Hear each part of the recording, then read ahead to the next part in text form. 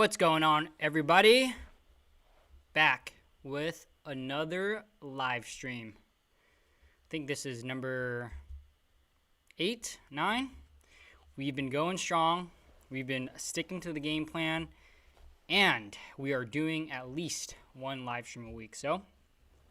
And this is going to be the new time for the live streams moving forward. The new date and time. So Wednesdays at 5:30 Pacific Standard Time / 8:30 Eastern Time. And I chose this time just because it's what works best for me in terms of my schedule. And I also want to be strategic in placing my content and my live stream throughout the week. And again, Mondays. So moving forward, my uploading schedule will look like Mondays will be real estate related. Tuesdays are going to be Q&A. Wednesdays are going to be live stream. Thursdays, miscellaneous. So whatever I feel like doing that day or pre-recorded. This actually might turn into a collab day. So I think it'd be cool if I did some sort of collab day, either if I have a pre-recorded collab video that would go on that day, or if I wanted to have another person, another small YouTuber, just somebody on. And that might be the plan for Thursdays moving forward, but we'll see. Fridays will be jiu-jitsu. Saturdays will be review slash what is it? What is that word? Review / searchable video. I don't know why that word is escaping me right now, but that's going to be Saturday, and then Sundays will be ultra running, and that'll be my week.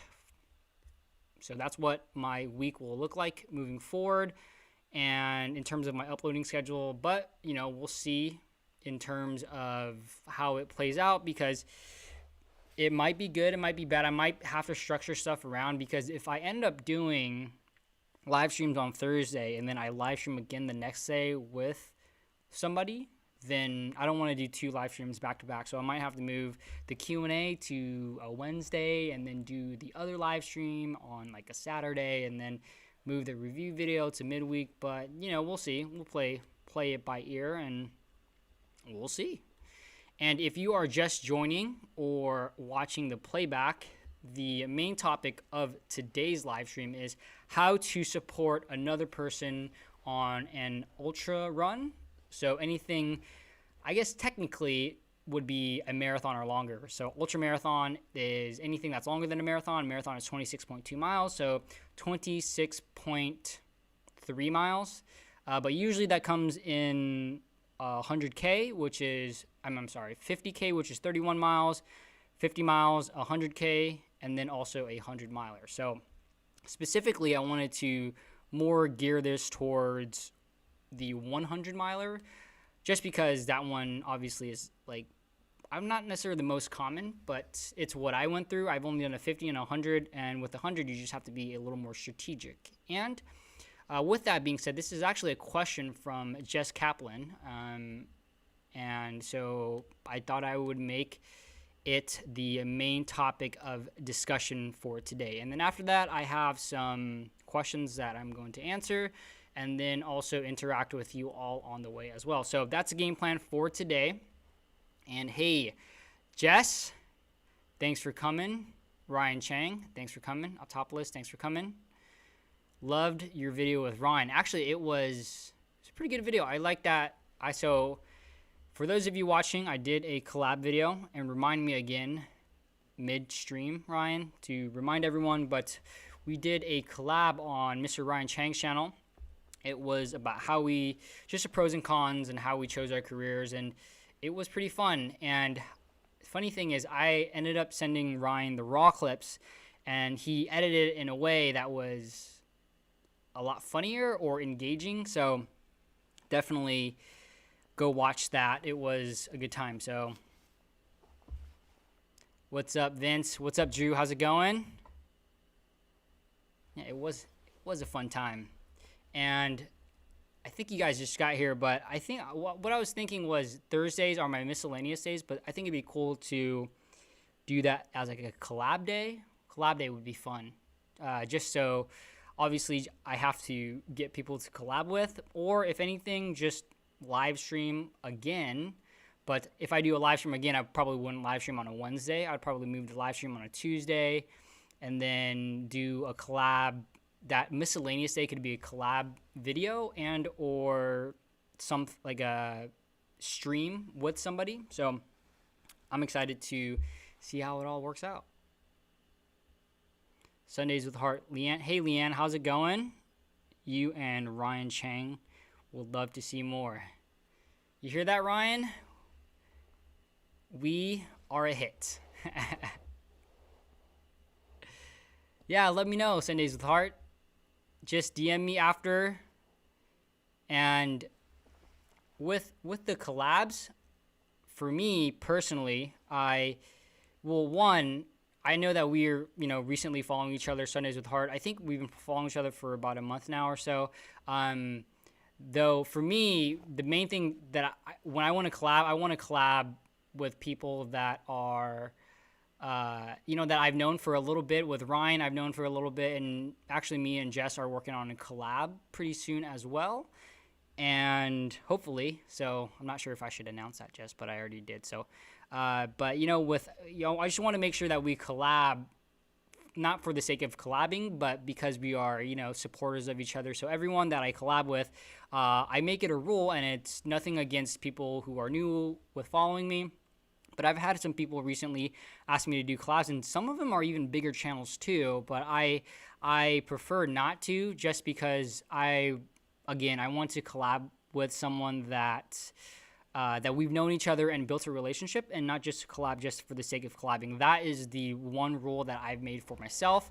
Or unless obviously if like Gary Vee was like, "Hey Vince, do you want to collab?" I'm not gonna say no, because I already watch his stuff, right? So. Yeah, but Sundays with Heart would love to collab with you in the future. I think we've been, and again, like about a month or so, but, keep showing love, keep showing support. And with me, it doesn't even you don't even necessarily need to be like, yeah, you can have 50 subscribers, you can have 10 subscribers. It doesn't really matter to me in terms of your subscriber count, but it's more of showing love to each other and being real fans. So.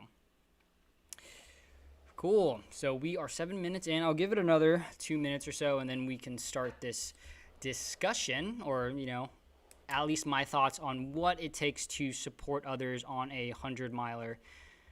So thanks for the question, Jess. I think I wanted originally to make this a video, but then I was like, I don't really want to wait that long. I've already been waiting, so this would be a perfect live stream video because it can kind of go into depth. Cool. Right, we have 7 people and 6 people concurrent views.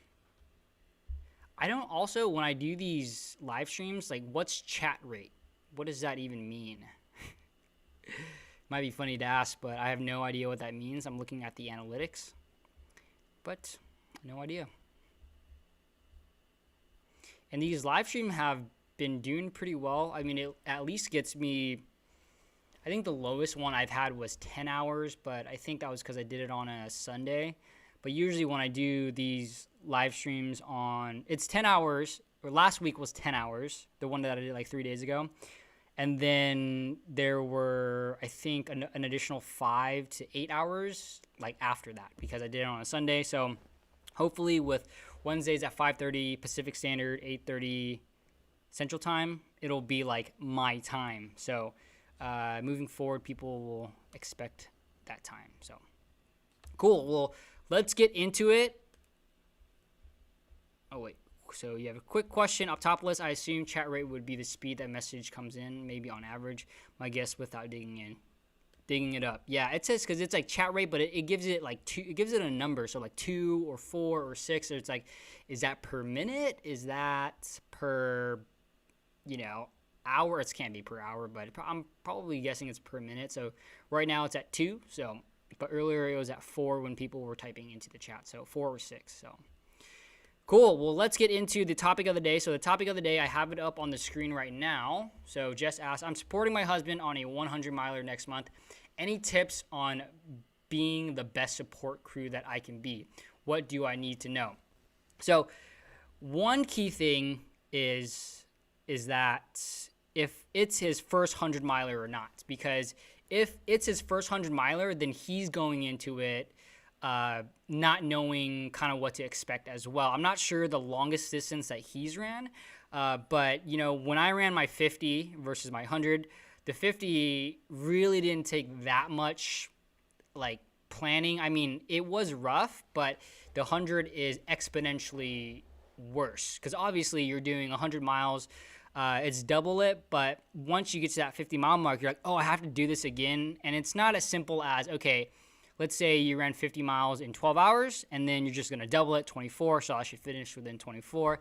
In actuality, it's probably 150%, 130 to 150%, up to 150% of what it took the first half. So the second half will take 130 to 150% of what it took on the first half. So if you did the first half in 12 hours, the last half will probably take you 18, up to 18, I would have to say. So, I would say at least 15 to 18.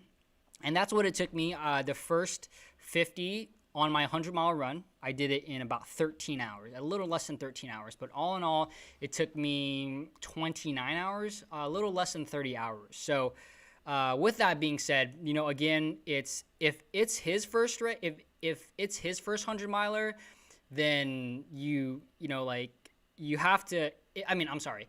If it's his second 100-miler or after, then he'll know what to expect. So with me coming in, I've only done one 100-miler, so I'm still pretty new to this as well. So take this for what it's worth. But first thing that I would do is make sure to oversupply. You do not want to run into the issues of your undersupply. So that means bringing more of everything, like bringing more clothes, bringing more food, bringing more like a case of water, a case of Gatorade. You probably don't need a case of Gatorade, but bring like 12 bottles of Gatorade, and the big ones too. So oversupply, I definitely think, is key.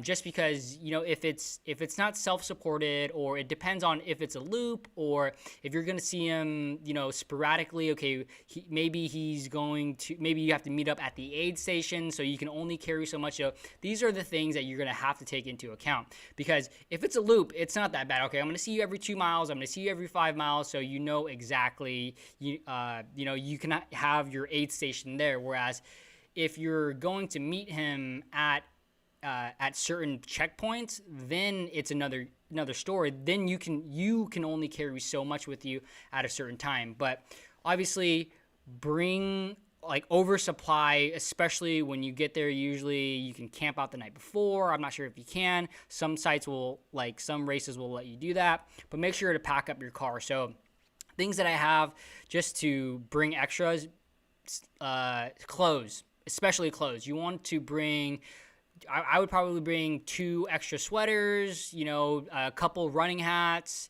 definitely food, fuel, fruit. For me, fruit is definitely key, but also make sure to bring things that you may not need until you do need them. So these are things and I'm not a fan of this, but maybe just in case he's hurting so bad, ibuprofen. You never know. If he's hurting so bad, but he still wants to finish the race.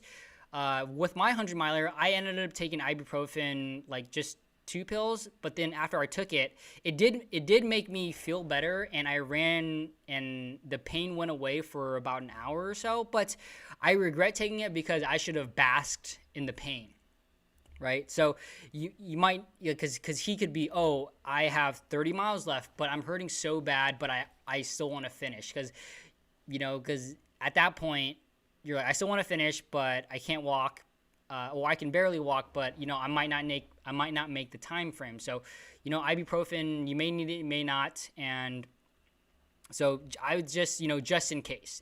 But things also that you may not need, that you think you may not need until it's, so scissors, duct tape, an ice chest, but make sure to bring extra ice. cooling towels. My girlfriend got me these cool little cooling towels that are rectangular in shape, and you can wet them and then it just cools you off. But also an extra headlamp, extra batteries, especially extra headlamp and extra batteries, because you may not know, you might not need them, right? So toilet paper, again, clothes, jacket. I would also bring bigger pairs of shoes. So when you're running 100 miles, your feet tend to swell up as well. So your toes swell up, your nails might come off just from running 100 miles. Luckily for me, I didn't have that much swelling in my feet. But if you do have extra pairs of shoes that are maybe like a half size to a size bigger, bring those as well, because you never know if you need them just in case. So generally for me, because I'm like, let's say I'm 8.5, I don't have an extra pair of like shoes that are 9.5, because why would I need extra pair of shoes when I already have, like, that's not my size. The only time I would need them are on my 100-mile runs. And granted, if this is like one of his first 100-mile runs, he's not going to have an extra pair of shoes that are half a size or a size up. So you may want to ask a friend. You may want to ask another fellow runner if they're like a half size to a size bigger, then maybe borrow their shoes. So, or you could even buy those shoes yourself if he plans on running more than one 100-miler, or just, it's good to have in the future. But also, let's say an extra pack, right? So an extra hydration pack. What if his hydration pack breaks, or his hydration belt breaks in the middle of a run? Then, you know, it'd be nice to have, because when you meet up with him, like, oh, my hydration pack broke, then you can kind of switch it off, because I've definitely heard stories of people's hydration pack breaking, or if their handheld water bottle, if that ends up breaking. So always bring multiples of things. And then something that my friend, because when I signed up for a 100-miler, because he had done an ultra event before, he was like, okay, I'm going to bring Walkie Talkies. That might be a good idea, to bring Walkie Talkies, so that you know if it's a loop course, then you know when he's going to come in. And depending on how far the loops are, if it's a 2-mile loop, 3-mile loop, you may not need Walkie Talkies. But if it's a 15-mile loop or a 25-mile loop, so when you're coming in, so that you can check in, because the 100-miler that I signed up for originally, my first one last year, it was like at a Los Angeles National Forest, I think. And you're basically at this base camp, but there were, 6 different loops that you can take. But with the loops, one was like 4 miles, one was 10 miles. So you're always kind of close to base camp. So with that being said, that was a good trail, or a good 100-miler, to have a walkie-talkie. So walkie-talkies, that could be something. And then just anything that you can think of. I would obviously Google or YouTube search it up of what other items that you may need, and just bring those. So just make sure to bring extra. And I would say, so that's in terms of what to bring in terms of the fuel. You might also want to bring like lamps, right? So that he can see you, flashlights, so that when he's running. So just make sure to, do your diligent research and look up what items may need, because likely he's going to be running overnight. Right, so if he's gonna be running overnight, he's going to need a headlamp. Not only that, but for me, when I ran overnight, I had a headlamp, but also a flashlight, because a headlamp might not be enough, right? So, and then you might want to have a flashlight. Depending on how technical the course is, you probably should have both, and also poles, right? So like things like that you may need depending on the elevation, if it's a loop. So just make sure to do the due diligence of game planning in order what to bring. And then getting to the race itself, right? So now that you're ready to go, he's ready to run the 100 miles, he starts off, and then at this point, okay, you have to ask yourself, do you want to film this journey, right? Because if he wants to document this journey of running 100 miles, I'm guessing that he does, then, make sure that you have your camera ready. So when he takes off, but also when he comes in, if it's just you, supporting one other person, then this might be a little bit difficult. But if there's multiple people, 2 people, or even if it's just you, you can have a tripod. When he's coming in, then you can film him coming in, because you might want to get the conversations on video, and you might want to replay it back later so that you can make a recap video, whatever it is. So take that into consideration as well, is that when he's getting a little bit closer, that you can film him every time. Especially if you have a second person, it'll be a lot easier if it's you and another person at least supporting the person running the 100-miler. So when they come in, so with the just camera gear and everything like that, and then so the race starts and he takes off, or he or she takes off, and they're running the 100 milers. Now it's know what to expect as the miles progress, because as the miles progress, Mile 1, he's fine. Mile 10, he's probably going to be fine, and he or she's probably going to be fine. So just know that as the race gets further and further into the race, their mood's going to change. They're going to be less talkative, maybe. Depending on the type of runner the person is, they might be a little less talkative. But they are going to progressively be getting worse. And with that being said, it's not only progressively getting worse, but their pain is exponential, especially after 50 miles. I would say after 50 miles, each mile it's already agonizing. And, they might be, a little bit short with you. So just understand where they're coming from, especially, because when you're not in the right state of mind when you're 30 hours in, when you're 24 hours in, and, you're getting to the aid station, and, the other person, because the body is in shock. And so that might affect their mood. So just know that as the miles go on, that could affect their mood. And so with that being said, just be patient. Be patient with the other person on the other side, the other person that is running the ultra, running the 100 miler. But just know that their mood can drastically change. And then with that being said, when they do come in, so, depending on if they're wearing a belt, if they're having a handheld, if they're having a vest, probably they're going to have a vest, because they probably might have a handheld, but like one of those smaller belts, those are usually for shorter runs. So usually they're going to have a pack with food, with everything like that. When they come in, first thing to do that I would say is to refill whatever needs to be refilled. And usually they can hand it to you, or they'll kind of give you that signal. And also talk to them beforehand, right? Okay, the game plan is that when I come in, just take my water bottles and refill those water bottles. Because usually, if you buy a case of water, it's going to come in like a regular, case of water bottles, but usually they'll have either a hydration pack, or they'll have their own kind of special bottle that comes with the hydration vest and or the handheld. So make sure to fill that up. And then so when they come in, refill whatever you need to refill. And that doesn't just mean water. It can mean Gatorade. It can also mean food. So usually, for me, I'll have a hydration vest. I'll have my water bottles, but also here I'll have food. Not only food, but it's what is that called? Like a bar, right? So like a protein bar or candy. And then so you might want to refill that up too. If you see like his wrapper here, you can take that out, put a new one in just in case. And then, depending on what type of communicator he is, and then again, this is if this is his first one, if it's his second one, then he'll know what type of communicator he is, because he's already ran at least one, or so on and so forth. So just know what type of communicator he is, whether he needs words of encouragement, if it's hey, you got this, you can do it, or if he's just like, no, just give me my stuff and let me go. Right. So I think it's important to understand that when he comes in, again, it goes back to the whole mood thing, like here, just take my stuff type of thing.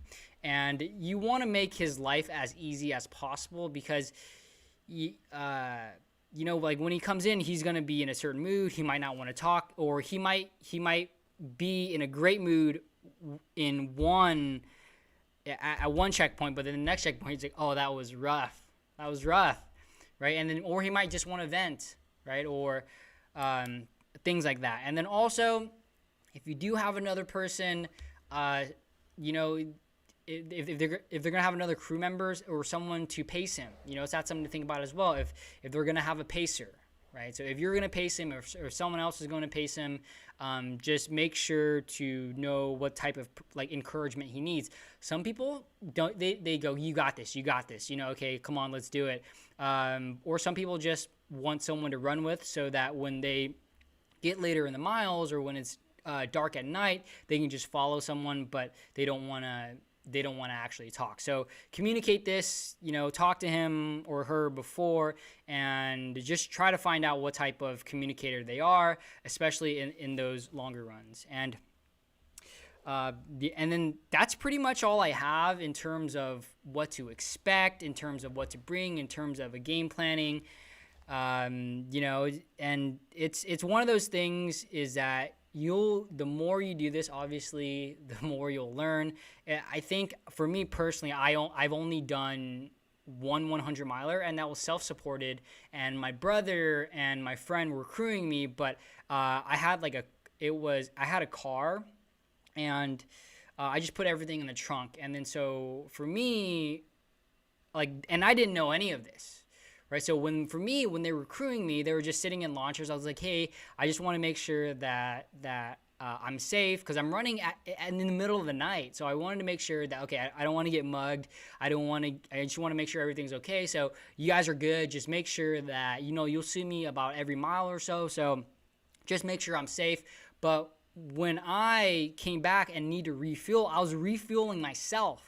And that was just a little bit of a hassle. So I could have saved a lot more time if I would have let them know, or if I would have communicated to them before of like, okay, every time I come in, I'm going to give you my water bottles, and then give me food, or give me this, or give me that, or make sure to have the food open, or give me fruit, or whatever it is, right? So, you know, hopefully that is kind of a general game plan. Again, I've only done one of these, and this is what I had off the top of my head.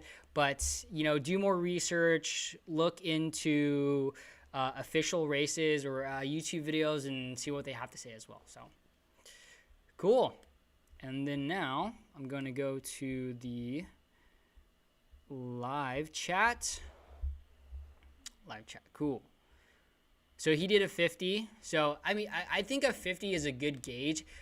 In my personal opinion, again, this is my personal opinion, if you could do a 50, you could do 100. It's just double it. But then just know that for him, what to expect, it's exponential. Because the first 50 that I did it in under 12 hours. I did 11 hours and 50-something minutes. But then when I ran my 100, I ran the 50 and I was like, oh, okay, like, I'm fine. It hurts, but, you know, I think this pain is going to, it's just, this is the upper threshold of the pain. But in actuality, it gets progressively worse to the point of I couldn't even bend my knees, and it was really hard to bend my knees, and the acute pain was just real. It was insane. The last 30 miles, I basically had to waddle, and I had to wrap up my knees. My friend ended up coming to run a couple miles with me, and luckily he had like those like adhesive bandages, those like for like just to wrap they're like rolls of like cloth, and then he just wrapped it around my knees, and I think that saved my knees. Because the worst thing about the 100 milers, it's not necessarily it's not muscle pain, it's joint pain, and usually the knees to go. So, and then I would also say, if it's his first 100 miler too, like, this is just from me doing it, take it slow. Like, at first you're like, oh, I want to get under 24 hours. It's like, no, just worry about finishing. Finish, and that's it. Because I think for me, when I first ran, I was like, oh yeah, it'd be nice to get under 26 hours. And then I was like, I ran the first 50 a little under 13. I was like, okay, I'm on pace. And you're trying to stay on pace. But after a while, you're like, look, I don't even care anymore, because I honestly just want to finish because it hurts so bad. So, hey, Vince, thanks, Aaron, for coming.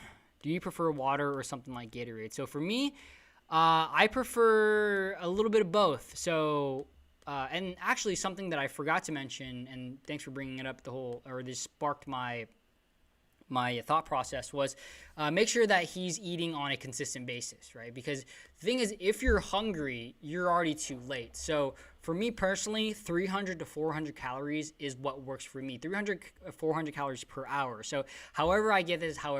So for me personally, I won like half of a cookie butter sandwich. And I don't enjoy cookie butter sandwiches that much anymore, but the reason why I like them in my ultras is because I know exactly like 180 calories is in half of a cookie butter sandwich. So if I do that, plus I have half of a Gatorade, so a Gatorade is 140 calories, so that's 250 calories. I'll eat a little bit of fruit, and then I have something else. So make sure to have your game plan in terms of fuel as well, because if you're getting hungry, if you're getting thirsty, that is a little too late. But obviously, if he's at that point, then make sure to eat, make sure to hydrate.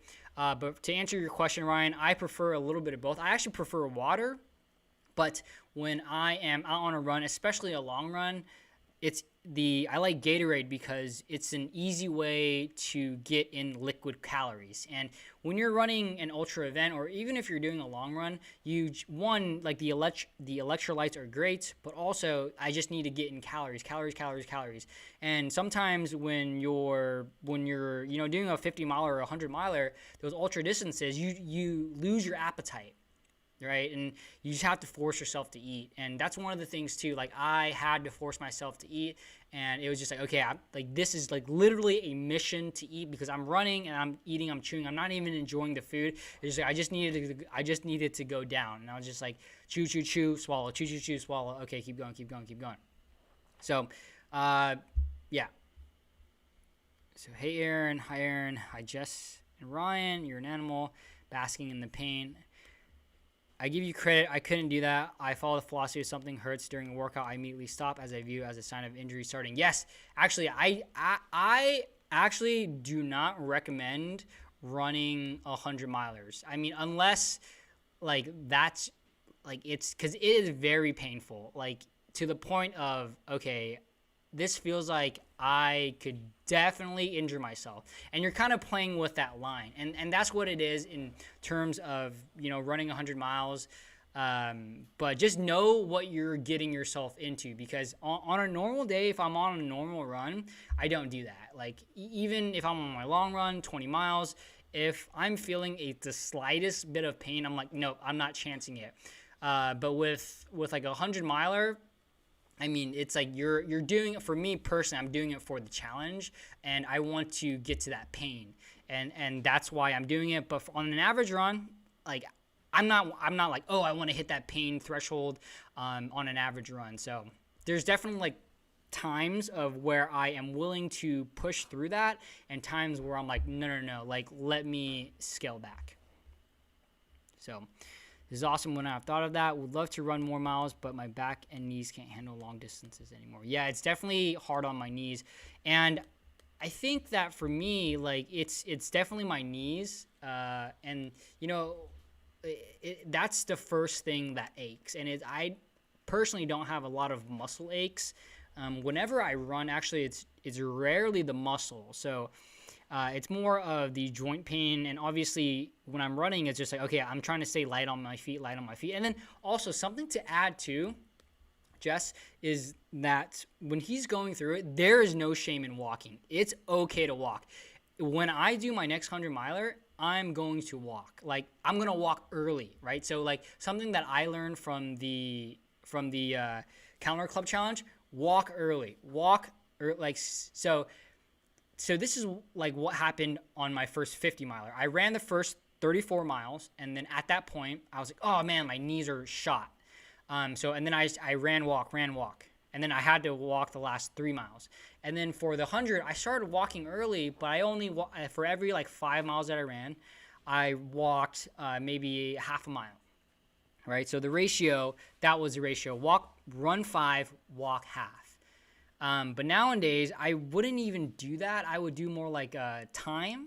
I would go 9 minutes. So the earlier, like even in the first like 10 miles, I would run walk. I would maybe run the first 5, and then on mile 6 I would go 90 minutes 30 seconds running, 30 seconds walking, because the earlier that you walk, the more that it will save your knees for later on. Because what's going to happen is, and I made this mistake when I ran my 50, is, okay, I'm going to run as much as I can and then I'll walk after. But when you do that, you're not kind of saving that energy for later, whereas that's going to hurt you a lot more. So when I do my 100 miler this year, I'm going to incorporate the run walk strategy a lot sooner. So it could be it's going to be increments of 10 minutes. So it's going to be 9 minutes, 30 seconds walk, and then 9 minutes, 1 minute walk, and then run 8 minutes, and then 8, 2, 7, 3, 6, 4. And then I probably won't go below 6, 4, but that's going to be my strategy, because in the end, the last 30 miles, I basically had to waddle.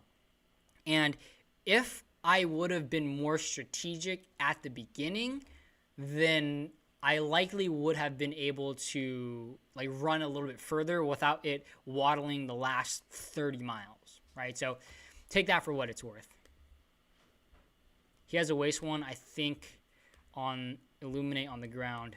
Yeah, I think for it, a waist one, I don't think, for me personally, I don't know how much stuff that he can fit in one of those waistbands, but for me, that's not enough, because when you're running 100 miles, I mean, again, it depends on if it's a loop, or if it's a point to point, or if how often are you going to see him? Because let's say that it's, you're going to see him, it's a point to point. So you're going to see him 5 miles, and then 15 miles, and then 20 miles. Well, okay, what if he needs to go to the restroom? Number 2, you're going to need to carry toilet paper. What if he needs extra food? And then what if he's running overnight? So you're going to need batteries. So he's going to want to put all that stuff in the back. Okay, now he gets later on. Okay, maybe he needs some poles. So for me, I like the vest personally for ultra distances, just because you never know what you're going to need. And when you need it, what if his something that he needs isn't in his pack, or it's not, you don't have enough room to fit in his pack? Then also, it's what if he saw you at a aid station, and then he realized he needed it a mile after he left the aid station, but the next aid station is 15 miles away? Then he's kind of out of luck, and then he's got to wait 15 miles, or he's got to run 15 miles, right? So I would definitely overdo it than underdo it in terms of stuff that I could potentially need. So the Pain Cave, love your hiking video, Jess. Cool. All right. What's up, everybody? All right, thanks for coming. And if you haven't already, if you can do me a favor and like the video, it'd really help me out. Hey, Lifting IQ, what is going on? Thanks for coming. Running for my best life, thank you for coming.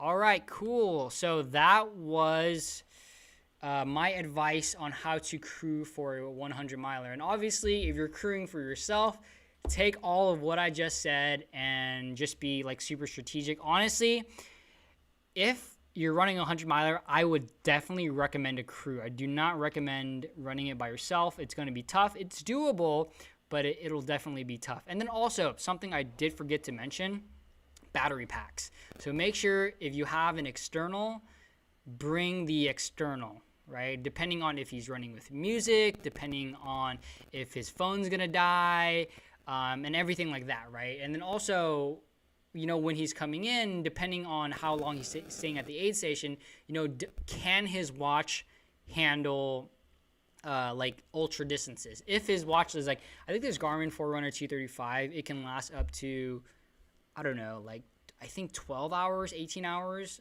I haven't tried it for an ultra distance yet, but that's something that I may want to charge as I'm running, or every time I come back to the aid station may want to charge. And then also something as well, don't sit down. So if he comes and there's this chair, don't let him sit in that chair, because if he sits down in that chair, he might not get up, or it's going to be very rough for him to get up and get going again. So All right, cool. So now I do have a couple questions to answer. And then I'll answer the couple questions and then interact with y'all if y'all have any questions. And then at that point, we can call it a day. It's about 40 minutes into this live stream right now, so this actually might be a little bit shorter of a live stream. And okay, additional questions that I'll be answering. So number one is, all right, let me pull it up on the screen actually. Boom. So Edge for Life, he asked, so rapid fire 10 questions or so.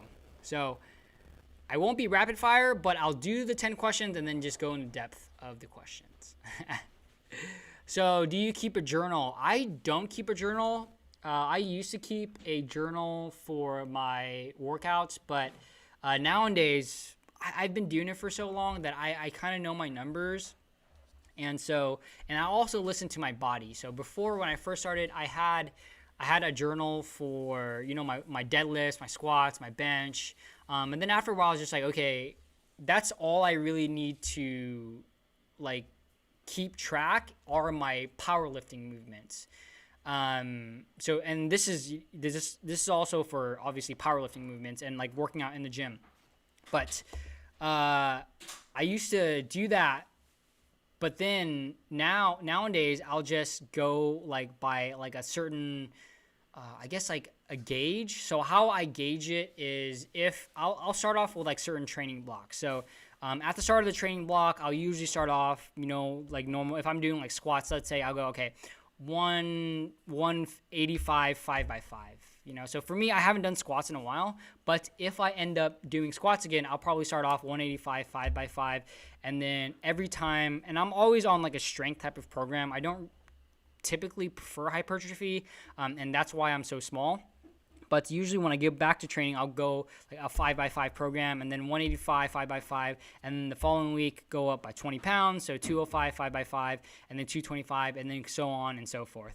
And I do that with all my lifts, whatever lifts that I am focusing on. So usually it's the deadlift or the squat or the bench or whatever it is, and then that's how I'll gauge it.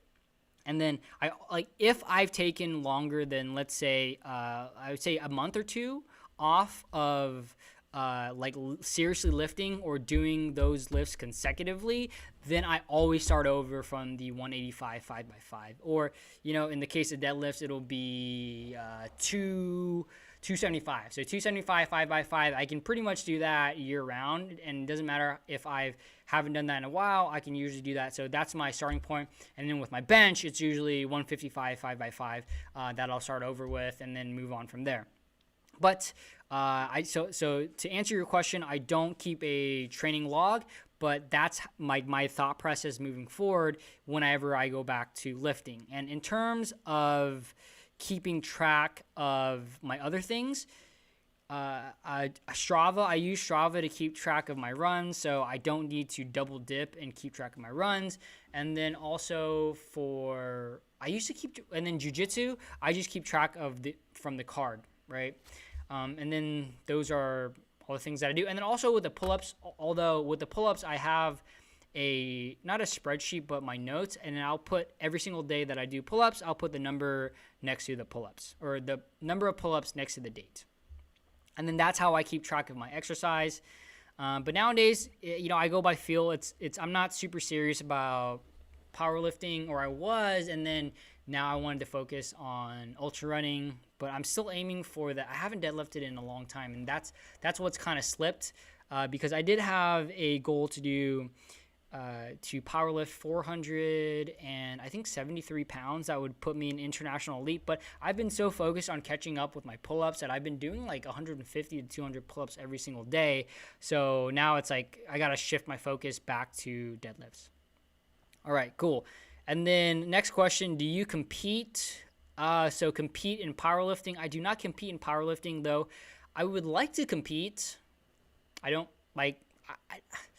I always go back and forth with competing, because if there is a meet for me to just pay to deadlift or squat, I'm 100% up for that. If I just have to pay that fee, to do that, okay, like, whatever that is, $30, $50. But if the fees are outrageous, like, because a lot of times you have to sign up not only for the powerlifting meet, but you also have to sign up with the USPA the U.S. Powerlifting Association. It's like, and then it's a membership. It's like, why am I going to pay for this membership when I can just deadlift by myself or squat by myself? Like, for me, I don't need to have an official number to say, okay, this is how much I can deadlift, this is how much I can squat. If I just deadlift or squat that and have the camera there, that's good enough for me. Like, I don't need to have the official depth or need someone to tell me that. So I always go back and forth because also I don't really want to pay $40 so that I can deadlift for an official number. If I just deadlift at the gym or in my garage and I get a PR, I'll still count that. Like, that's good enough for me. But if there's a meet for like $30, I think $30 is my threshold. Like, $40, nah, I'm not going to pay for it. I'll just get it on video and I'll count that. And then also, compete-wise, in terms of ultra running, I want to run my first official race, but I feel like ultra running, I don't think that's what you're asking, but, I feel like it's not usually when you, like, compete in ultra running, it's like you're just running to finish the race. You're not usually competing against someone else, but I'm pretty sure that you're asking about powerlifting. And then also jiu-jitsu. I competed once in jiu-jitsu, and it's actually a good story, is that this medal right here, there you go. This medal I got for competing in jiu-jitsu. And guess what this medal is? It's a bronze medal. That means third place. But guess how many people were in my weight class and competing against me? 3. 3 including me. So by default, I got that medal. And there was 2 other people and me, and I lost both of my matches. The first one, the guy destroyed me. But the second one, it was a lot closer, but then I was just impatient, and I was actually up on points, but I was like, but then I was in his guard, and I was like, oh, I know, I gotta do something. I don't want to just stall. And so I ended up losing both my matches, and I really didn't want that medal, but they gave it to me anyways. They were like, come up here, we're gonna give you this medal. But I put this medal up here, not because I like it or because it's yeah, I got third place. That's not why I put this up there. This medal is important to me because I suck. And every time I look at this medal, I'm sorry, this is what I think about. It's because I suck. I suck at jiu-jitsu, and I don't deserve that medal because it's third out of third place. But it's a reminder for me that, if you suck, I have to keep going, and that medal drives me. It's like, okay, I have to put in the work. If I want to get better, I have to put in the work. And every time I look at that medal, it brings back like, dang, I suck, right? And it's just for me. And I definitely don't deserve that medal or I deserve it, I guess, because I was third out of third place. But whenever I look at that medal, it really, it's like, okay, I got to work harder. And that's why that medal is important to me. And that's why I have it up there because, it's a good reminder. Cool. All right, next question. Do you drill at home? So for me, I don't drill at home. I believe all these questions are from my jiu-jitsu buddy. But he's also a power lifter, CrossFitter as well. So, do I drill at home? I don't drill at home. I should drill at home, but I don't. Usually, when the shelter in place and COVID thing wasn't happening, I was drilling before class, but I typically don't drill at home. I've been thinking about getting a dummy, but, I just haven't got one. And then the next question, what is your current goal? So current goal, I'll give you a few. 36,600 pull-ups for the year, an average of 100 pull-ups per day. And I think I'm still a little bit behind, but I'm pretty much caught up. I think I might be like less than 500 behind. Ultra running, I have to do at least the 100 miler this year. So I want to run at least 150 and then 100 miler by the end of the year. And For those of you following me on Instagram, you may already know, but my 100 miler on October 31st in Reedley, California was canceled or was postponed. Good news is that I didn't sign up for it yet. I was going to sign up 2 weeks out, but I had already committed like last week. I was like, all right, I'm going to do this. I'm going to do this for sure. Or I'm going to get some training. Like serious training. And because I didn't sign up for it because of this reason of, okay, it can get postponed. You know what? It was postponed. So I've been looking up races, but no races near me. So I might have to do this one on my own. I might have to do another self-supported one. I'm definitely going to get in 150 and 100 miler by the end of the year, though. So, and then also, so that's running, and then that's pull-ups. In terms of life goals, I just want to keep putting in money. I mean, not putting in money. I just want to keep putting in work so that I can make money and be the best real estate agent that I could be. I want to have 3 transactions by the end of the year as a new real estate agent. So, on average, it takes, anywhere from like about 4 weeks to close a transaction. So if I don't have 3 people that I'm in the works with by the beginning of December, I likely won't hit it. But, I want 3 transactions by the end of the year. And then just to keep putting in work, YouTube. Goals for YouTube, daily videos for a year. So I started on March 19th. And so not March 19th, March 16th. So I want to hit 1 year of daily videos. The only day that I skipped was Blackout Tuesday. But other than that, I'm going to keep it rolling. I have to correct this. It's not daily videos. It's daily YouTube content. Because these live streams count, I count this as my daily videos. Or my daily live stream, right? So this counts towards that as well. And then also a couple of other goals that I have. 1 year no drinking. So I start running 1 year of no drinking, and then also 1 year of running. So both of these are on the same date, March 29th. So March 29th will be my 1 year.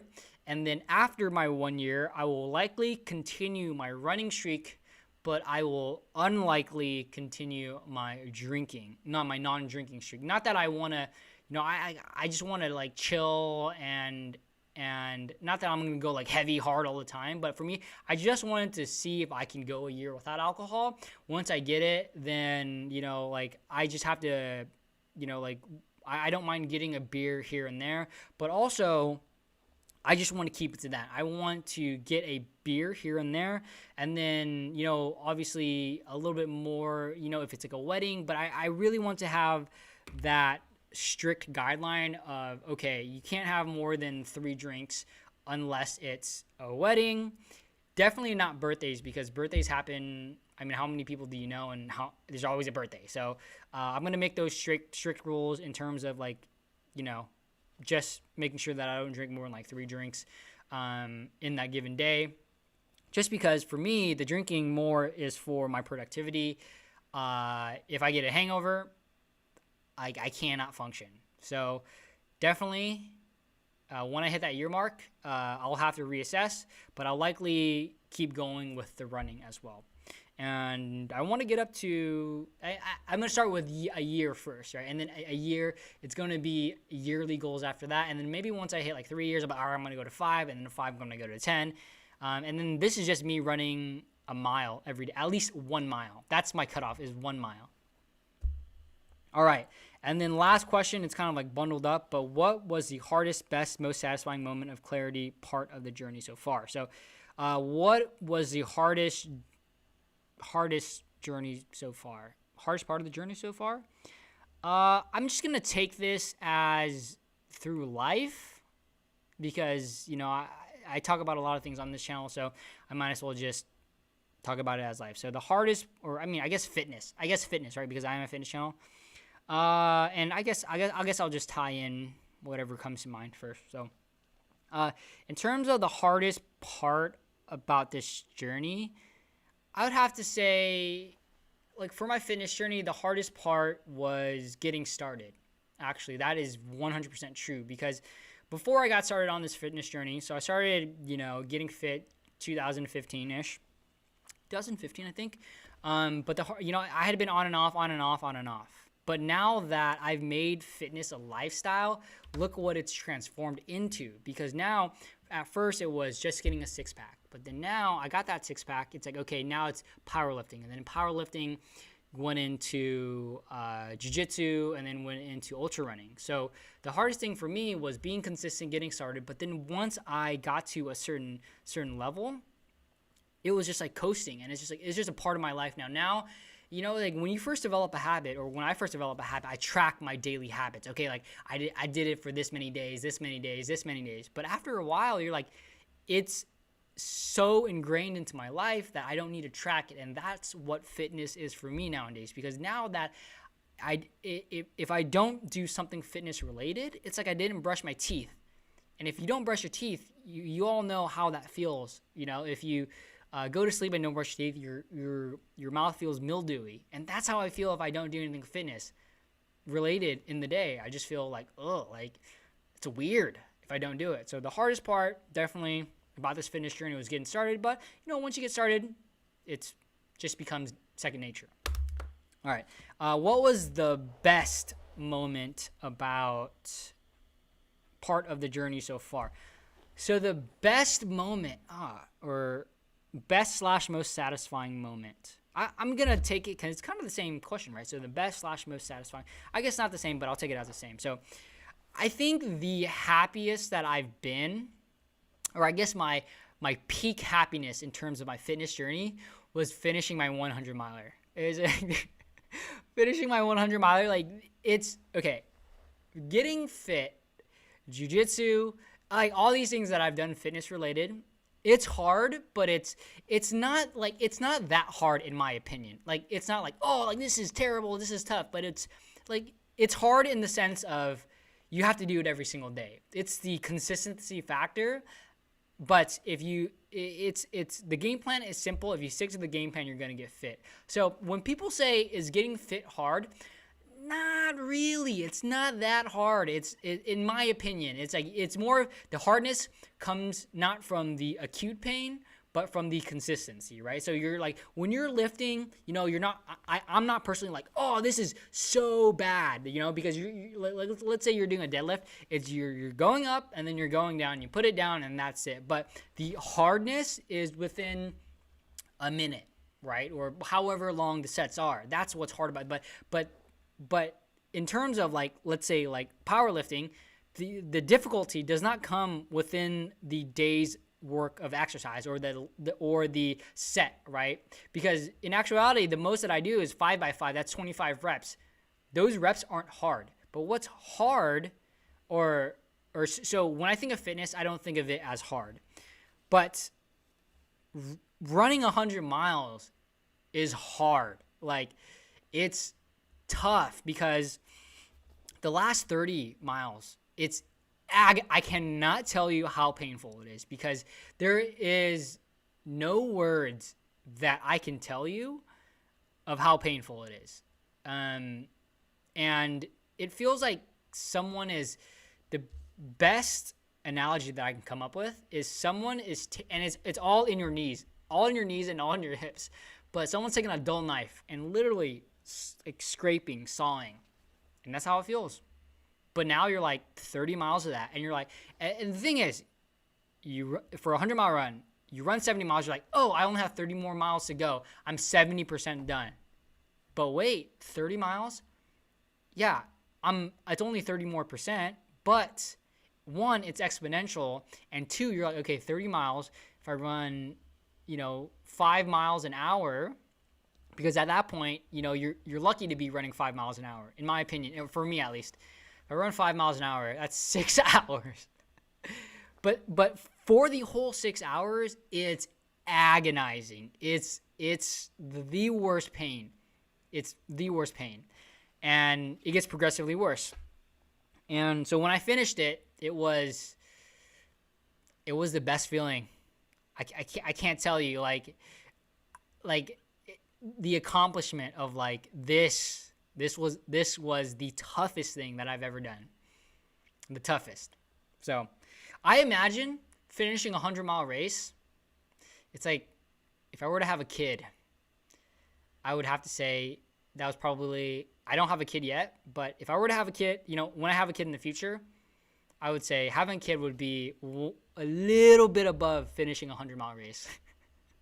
And that's how I honestly feel right now. Because I haven't had a kid, and so I don't know how it feels. But I would imagine that having a kid and then finishing a 100-miler. Right there. Cool. And then what was the moment of clarity part of the journey? The moment of clarity part of the journey. This is a good question. I think for me was like when you're going through this journey, especially those who are just first starting out, and at this point, it's not like you got fit and then you're getting fit again, like bulking or cutting. This is more like you're not fit and then it's your first time getting fit, right? So for me, you look in the mirror and you don't see much of a difference. And it's like, and then the weight's going down, but you still kind of think to yourself at least like you're the same person. But one day, you look in the mirror and you're like, dude, I'm fit, And that, for me, that day was, 8 months into my fitness journey when I first started. And I'm not necessarily sure it was like a moment of clarity, but that's when it all clicked for me. I was like, oh, like it's not so bad. I just have to keep showing up. And it's 30 minutes to an hour every single day. But if I keep showing up, it'll work itself out. And since then, that was 4 or 5 years ago. I think it was 2015, 2016, 2015-ish. Ever since then, I've just been sticking with the journey because it just makes sense in my own head, because with exercise, you go, you feel good, you look good, and why not? Why don't do it? Like, I want to live a long life. So that in itself, I want to look good. That's another reason. I want to feel good. That's another reason. So for me, that's when it kind of all like, oh, okay, let's keep going. All right, cool. And that is the question, the topic and the question. I think we're about an hour in or so. And I will go through the live chat, answer any questions, and then we'll call it a day. Perfect. All right, so Chu just asked David Goggins. Yeah, David Goggins is the reason why I ran the 100-miler. I think I read his book, and then I ran a marathon, and then I was like, that wasn't painful enough. I'm gonna do a 50. After that, I was like, okay, I want to do 100, but I want to do a 50 first. So I did my 50 first, and I was like, like it sucked, but it wasn't that bad. Like a 50, I at that point I wasn't like, this is the hardest thing I've ever done. It was like, it was all right, it was cool, like it hurt, but I got through it. But the 100-miler was tough. Just taking a break from my 15-hour workday, always nonstop working over. Glad to hear you're good. Yeah, I feel you, Aaron. I am so busy. I've been getting up at like 5:30, and it's just been so busy every day, pretty much every day. Even on the weekends, like, dude, there's not enough time in the day. Crazy. How many clients per day? Usual. I believe we're talking to Aaron. It varies. Cool. Keep going down. Strategic partnerships. Very cool. Wow, that's awesome. Vince, you should do collabs where you have pull-up competitions with the other YouTubers. Yeah, I'm down for that. But that would be fun.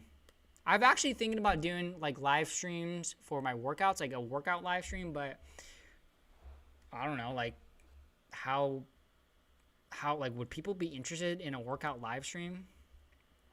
But also I'm trying to not be shirtless now that I am like, because I'm incorporating real estate and my professional career in my channel. So I want to keep it as like PG if possible. So I'm gonna, like, my pull-ups, fine, but like my front shots, I don't want to do anything with a front shot. Just being honest. Work. See you. Thank you, Jess, for coming. Thank you, Running for My Best Life, for coming. Forget y'all on the East Coast. That would be very cool for Vince to do that. Something tells me he'd beat almost everyone he goes up against. Yeah, thanks. I mean, that would be fun. Like, pull-ups. But also, the reason why I can do so many pull-ups is because I literally weigh 130 pounds. I think I might be half of your size, Aaron. I'm not sure about powerlifting, but in Ollie lifts, weightlifting, there used to be so many meets around 30 mark. When it gained popularity, you're looking, yeah. So lifting IQ, yeah, you're right. So like, I looked up meets, and I saw a couple meets. It was like $40, but then they were like, oh, you have to pay for a USPA, a powerlifting, whatever it is, license. And I was like, I'm not gonna pay that. Like, you're already charging me $40. Why do I have to pay an extra, $30 to $50 for the license or like the certification? I don't even know like what it is. So I was always okay with membership fees for weightlifting because the gym I was lifting at required it, $50, but the gym was only $40 a month, so it paid for itself. Yeah. So I mean, for me, it's the reason why I don't want to pay for the powerlifting, I guess, the license is because I would only do that one time. Like, I would only do because I just want to do it like one official meet and then I'm good. So that's why I don't really want to like do it. Part of the country you're from. This was when I was in Pittsburgh. Cool. So let's see what channel's all that about. All right, interacting with each other. Adam, what's going on? Thanks for coming. Thanks for stopping by. I might be a little bit late because I'm going through this chat now. Yeah, fitness is fun, not hard. Hardest part for me is dieting. Yeah, I agree. Dieting, I would say, yeah, I mean, I am the believer in that. I mean, depends what type of results that you want to get, but if you're talking about general weight loss or general fat loss or even muscle building too, right? Because it's supplemental. Your workout program is supplemental to your diet plan. It's diet that's going to get you a long ways, especially for like most people's like fat loss. I want to get a six pack. 95% diet. I would arguably, I would be okay with that statement. 95% diet. Not sure how to tag you in a comment. LL Vince, just a little bit. What about watching your kid finish a 100-miler? Yeah, that's true. I would be so happy if my kid finished a 100-miler. I'd be ecstatic. What about finish a 100-miler with your kid? Yeah. Oh, y'all inceptioning me right now. I don't even have a kid right now. But yeah, I'd be mind blown. If my kid did everything that I did, but I don't really, it's like, as long as you're passionate about something, it's all good. You don't need to be passionate about running. You need to be passionate about jiu-jitsu. It'd be cool. But if you're passionate about Pokemon cards, like as long as you're passionate about something and do something with that passion, it's all good. I actually created a whole platform, blah, blah, blah. Having a kid, 100-miler Popeyes. I am a vegetarian, so no Popeyes for me. Though I've been saying this for a long time, is that they should come out with like vegetarian, vegan fried chicken, like a place. And I know that they have like vegan chicken, like fried chicken, but it's just not the same. Like, I got to get that crispiness, So, all right. And I'd also rank having a kid, Chick-fil-A, 100-miler. Okay, and not that I have anything against Chick-fil-A or Popeyes, but when I wasn't a vegetarian, I mean, chicken is my third option. I would even go as far as, okay, the only reason I ate chicken over like steak or any other meat is because it was like less fatty. So like dieting purposes, I would go for chicken, but I much more prefer steak. And I actually not even that big of a fan of chicken, especially white meat. I'm more of a dark meat type of person when I was eating chicken. But also, I grew up on a chicken farm, so I ate chicken pretty much every day. So that's why I probably don't like chicken all that much. Chick-fil-A or Popeyes? I would have to say, okay, if I were eating chicken, and now you all are making me crave chicken when I'm a vegetarian, I like fried, like Chick-fil-A, when I always went there, I always got their grilled chicken sandwiches. And I got their grilled chicken sandwiches because I like, for the life of me, I like, and this is one of the bad things about, tracking your macros, being super into fitness, because when I started tracking my macros, anything oily, I would avoid at all costs. Anything fried, I would avoid. I'm like, no, I'm not wasting my calories on that. So I always ate a like grilled chicken sandwich, because it was like, all right, I'm still eating out. I can put honey mustard on it, so it'll like still taste pretty good, but I'm also not eating the calories. So when I ate Chick-fil-A, I never had that experience of like one of those crunchy chicken sandwiches or the fried ones. So like Chick-fil-A was never like that good to me, but I know what Popeyes tastes like in terms of the like fried chicken, and I love fried foods. So it's kind of like I'm kind of biased towards Popeyes because I know what fried chicken tastes like, and whenever I went to Chick-fil-A, I always ate the grilled chicken sandwich. So, and obviously a grilled chicken sandwich is not going to be as good as a fried chicken sandwich or fried chicken, but all in all, I haven't had chicken in a long time. So Popeyes is the best. Making me crave Popeyes now, or at least fried chicken. All right, Popeyes is the best. Oh snap, this is about to get ugly. Popeyes has the superior chicken sandwich. Actually, I haven't had Popeyes, so I'm missing out. Lifting IQ says, I'm thinking of doing a live stream for my 400-pound squat attempt. Once you do your deadlift, you should do that. That's true.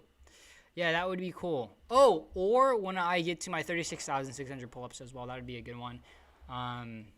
Dang, 400-pound squat. I could barely deadlift that right now. Like, barely. I know that once I can't do 405, that's when I'm, all right, I got to start deadlifting again. Because once I can't do a 405, because I can pretty much do 405, like, I wouldn't say year-round. I can do 375 year-round, no matter what time it is. And if I go below 375, I'm like, okay, I gotta do some deadlifts again because I don't want to be, because at one point I was doing like 335, like 5 by 10, and I was like, gosh, I was so strong back then. But now it's like, obviously with ultra running, it is what it is. Church's chicken. Dang, y'all pulling out the stops. Church's is good. I've had that. All right. That's why you got to do some hypertrophy, Vince. Go eat that oily food. Yeah. You know what? I don't know. Like, the thing about me is I've never really enjoyed hypertrophy work, but also that's also why I'm not big. But I also just enjoy strength work because I think one of the biggest compliments for me that I've seen, not that I've seen, that I've been given is, oh, dude, you're so strong for your size. And I'll have big dudes come up to me at the gym, and it's a really big compliment because, they see me stacking the weight, and they're like, all right, this guy's going to be deadlifting, 425? And then I hit that 425, and then they come up to me, and I'll have people like, yo, props. And I'm like, yeah. So I'm trying to go for that effect of I'm small, but I'm strong. So I miss fried foods. I haven't eaten that stuff in a pretty long time. Totally agree. It's a good idea. Do your last few pull-ups. Yep. I've had Church's, Chick-fil-A, and Popeyes. All good. And there we go. And that is my live stream for the day. Thank you, everyone, for coming. I know that we didn't get to a verdict of if Church's, Chick-fil-A, or Popeyes is better than the other. So I appreciate you all coming. If you all can do me a favor, if you haven't already liked this live stream yet, please give this video a thumbs up to help me out with this channel, growing my channel, and everything like that. So Aaron says, I do hypertrophy training, but always did it while still healthy eating. Personally, not a fan of dirty bulks, not a very healthy way. Yeah, I'm not a fan of dirty bulks either.